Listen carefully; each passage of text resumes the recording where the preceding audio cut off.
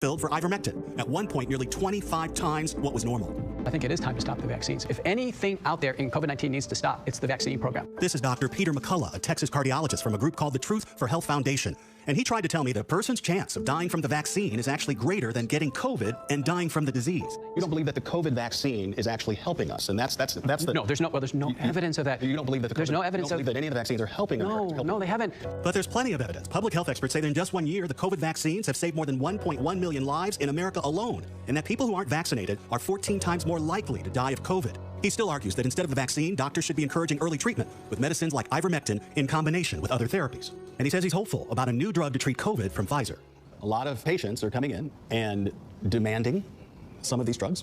Nurses are being threatened and sometimes physically harmed. There's a poison in the air, and a lot of people feel that people like you are putting it there. I've never heard that before, but I can tell you. If a patient is being denied ivermectin, should they be outraged? Patients have seen their family members die. But the growing outrage now is from the overwhelming majority of the medical community, saying that these doctors are dangerously spreading misinformation. The message is the same from the CDC, the FDA, the NIH, the American Medical Association, and the World Health Organization, that COVID-19 vaccines are safe and effective, and that the benefits far outweigh any risk of harm.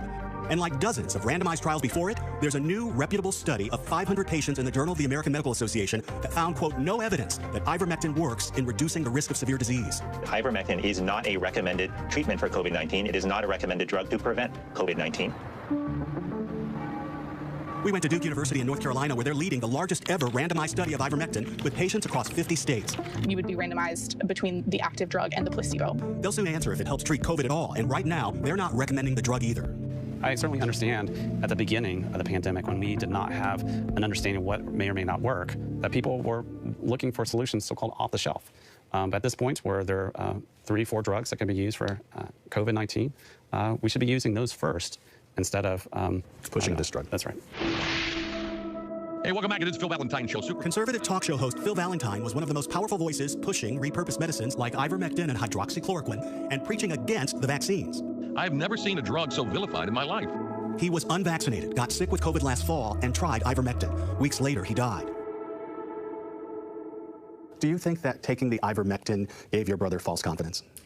I think it made him feel better. You still firmly believe in the efficacy of ivermectin for use? I do. At the same time, his family tells us they now wish he had taken the vaccine. I was unvaccinated until this thing happened with Phil. You were? I was. I can take you to about 12 houses in this neighborhood where people got vaccinated because of what happened to Phil. His death? It caused a whole bunch of people to get vaccinated. But Phil Valentine is just one drop of caution in a bucket full of disinformation. The clamor to get ivermectin is so great that typical supplies are hard to find, and people have been clearing shelves at animal feed stores, buying versions of the drug meant for livestock. Driving a steep increase in demand while also sending people to the hospital. The FDA had to publish this warning, telling Americans that you are not a horse or a cow, and that these animal-grade medications could be toxic. I'm interested in ivermectin. Okay. Which brings us to how easy it was to get the drug on the internet. After filling out an online application, I paid a $90 fee for the physician consultation. The very next day, a caller rang from Alabama. Are you allergic to any medication? I'm not allergic to any medication, no. I don't have any medical knowledge as far as the medicine or even about COVID. A couple days later, someone called from a pharmacy in New York State, offering me 28 pills and next-day delivery for $240. I will be sending a payment link on your cell phone number. Okay. Just click on that link and you can put in your card information and press pay. I never once talked with a physician or nurse practitioner. The drugs arrived by FedEx in 2 days. Although legally doctors can prescribe ivermectin to treat COVID, Congress is still investigating. We are significantly concerned. We think there are millions of dollars being made by various groups selling misinformation. It's all too much for emergency room physician Nick Sawyer in California. He leads a group of doctors called No License for Disinformation, who are helping to report doctors to their state medical boards, doctors who they say are spreading things that are untrue. We started a website, and we have a place where people can look up a physician's license by their name and then go to the specific state where they can file a complaint. And the state medical boards are getting an earful, reporting a 67% increase in complaints about medical providers accused of sharing false or misleading information on COVID-19. If any doctor wants to challenge my integrity, or if any medical board wants to have a discussion with me, bring it on. We are fighting a war, and it's an information war. And it's based on this understanding of what we're seeing in our hospitals, the unnecessary suffering and death of people who were refusing to get the vaccines. This is clearly a fight, because for many, the truth is often inconvenient, and people do love to believe in miracles. But right now, the science says that ivermectin isn't one of them.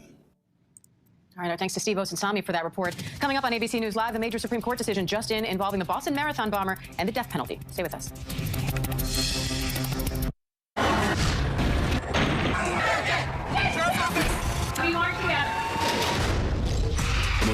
stories of our time, anytime.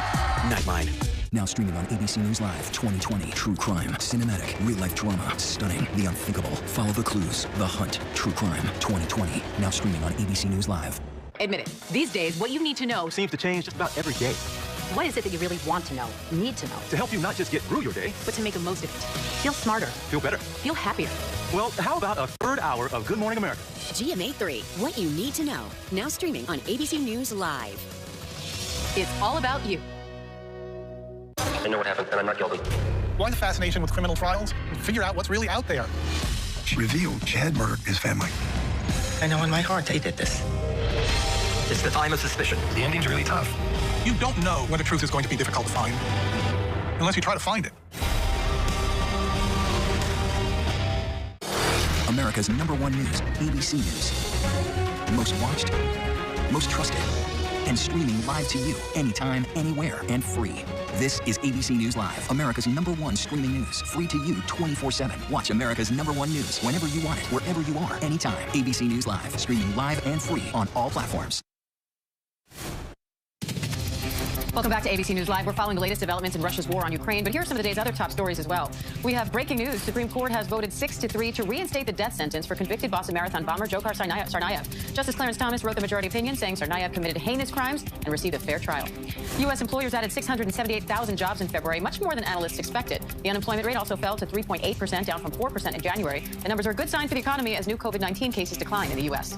The Louisville police officer charged with wanton endangerment in connection to the raid that resulted in Breonna Taylor's death has been found not guilty on all charges. Brett Hankinson did not fire the bullets that killed Taylor. Instead, he was accused of endangering her neighbors by firing through walls and windows. Hankinson testified tearfully that he did nothing wrong, but expressed remorse for how the raid went down. I'm Diane Macedo. Do stay with us as ABC News Live continues with news, context, and analysis.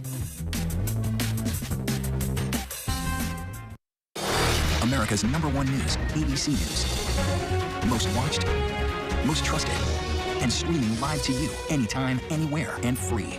This is ABC News Live, America's #1 streaming news, free to you 24/7. Watch America's #1 news whenever you want it, wherever you are, anytime. ABC News Live, streaming live and free on all platforms. More Americans choose ABC News, America's #1 news source. Take America's #1 news with you, anywhere you go, anytime, free. Download the ABC News app now. Breaking news, exclusives, 24/7, there for you with one touch. The ABC News app, download it now.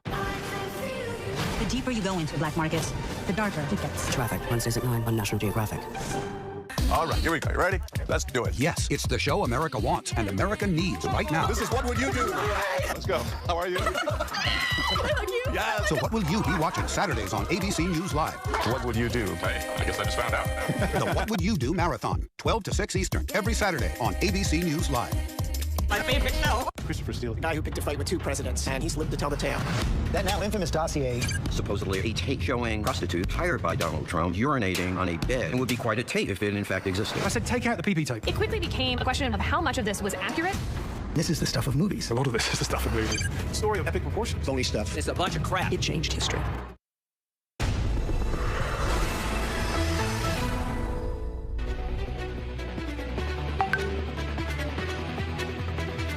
Welcome to ABC News Live. I'm Diane Macedo. Thanks for streaming with us. We begin with troubling new developments in the war in Ukraine. Video shows Turkish aid workers trying to escape an airstrike near the Ukrainian capital of Kyiv as fire and smoke rise from residential buildings. Russian forces have also attacked Europe's biggest nuclear power plant in southeastern Ukraine, triggering fears of a potential radiation leak. The fighting got intense overnight and a fire even broke out at the facility, but the International Atomic Energy Agency says a Russian projectile hit a training center at the plant, not part of the reactor, and that no radiation was released. Still, Ukrainian President Vladimir Zelensky is now accusing the Russians of trying to create another Chernobyl nuclear disaster and says they must be stopped immediately.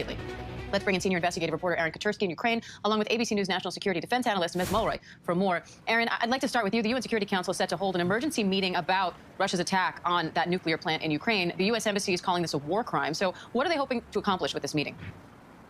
Undoubtedly, the diplomats want to call out Russia's tactic and really question why they would be going after a nuclear power station that sits now in the middle of this war zone. It's Europe's largest, and the attack raised alarms not only in Europe, in the United States, really all over the world, as there were fears of another nuclear accident in this country. President Zelensky said it would have been another Chernobyl, but times 6. There are 6 reactors on that site, and thankfully, the International Atomic Energy Agency said, Diane, that there were no effects to any of them, and there was no radiation leak. But the prospect of putting a relatively fragile nuclear power station in the middle of this fight is very, very scary. And it raised some questions about whether Russia has any red lines that they will not cross, or whether they are simply willing to use any tactic necessary to take over this country.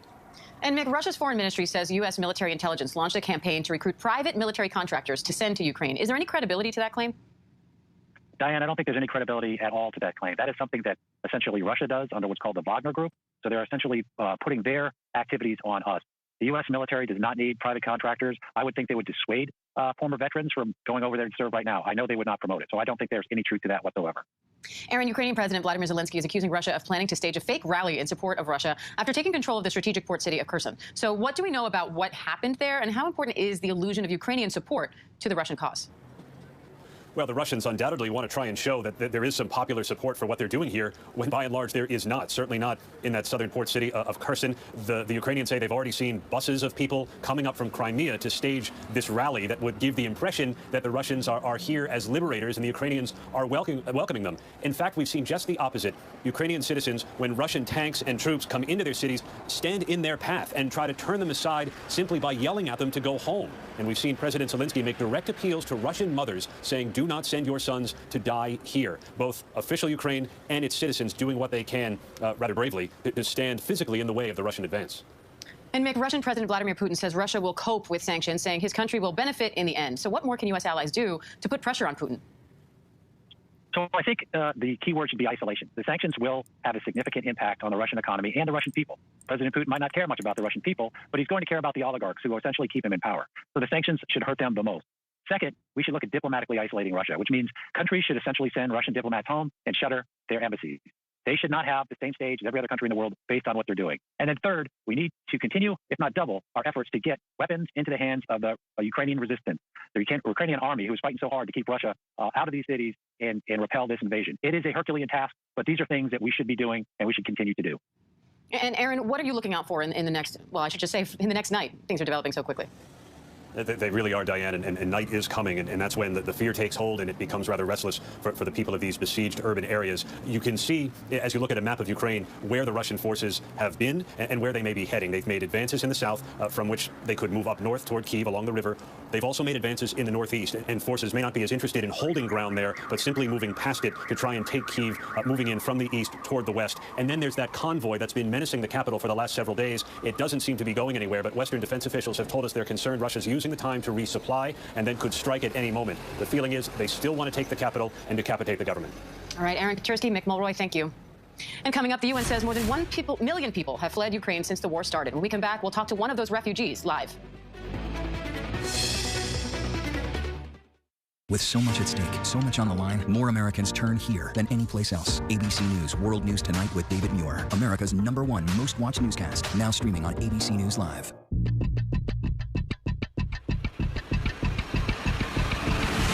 Hours, Assault on the Capitol, the ABC News original, exclusively on Hulu, now streaming. National parks are incredibly safe places, but crime will happen.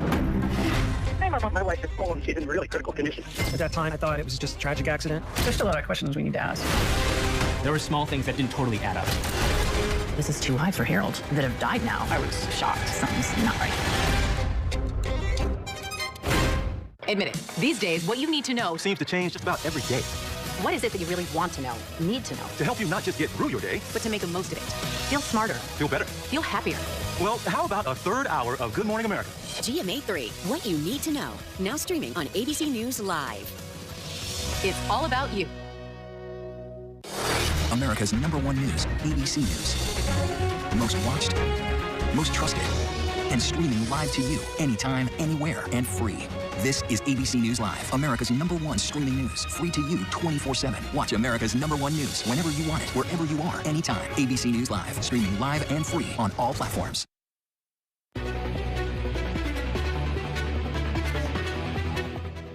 Welcome back. The UN now says more than 1 million people have fled Ukraine since the war started. Anastasia Novitska is one of those refugees, and she was supposed to get married just last weekend. Instead, she left to Poland, and her fiancé is staying behind to fight.